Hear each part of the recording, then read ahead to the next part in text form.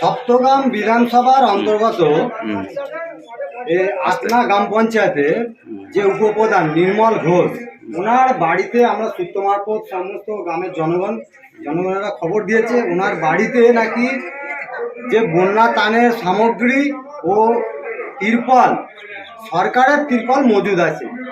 আমরা প্রশাসন, এরা জনগণ যখন দেখতে পেয়ে খবর দেয়, জানতে পেরে খবর দেয়, আমরা তৎক্ষণাৎ এখানে এসে পৌঁছাই। প্রশাসনের দ্বারা বাড়ি খুলিয়ে সার্চ করে দেখি অজস্র তিরপল পাওয়া গেছে, পুজোর কাপড়, যা এলাকার মানুষজন পরিষেবা না পেয়ে আজকে উপপ্রধানের বাড়িতে এত তিরপল, শাড়ি, গামছা, লুঙ্গি, বহু কিছু সামগ্রী। উপপ্রধান কোথায়? এখন উপপ্রধানকে খুঁজে পাওয়া যাচ্ছে না এই মুহূর্তে। কি নাম উপপ্রধান? ঠিক আছে, ওনার নাম হচ্ছে নির্মলেন্দু ঘোষ। আপনি কে হন? আমি হচ্ছি এই সপ্তগ্রাম মন্ডল 2-এর সভাপতি সুবীর ঘোষ। কি কি পাওয়া গেল তাহলে?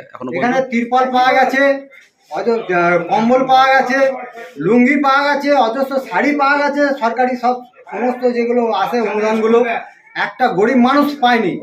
আজকে এই উপপ্রধান এই বাহুবলীর বাড়িতে আজকে মজুদ আছে।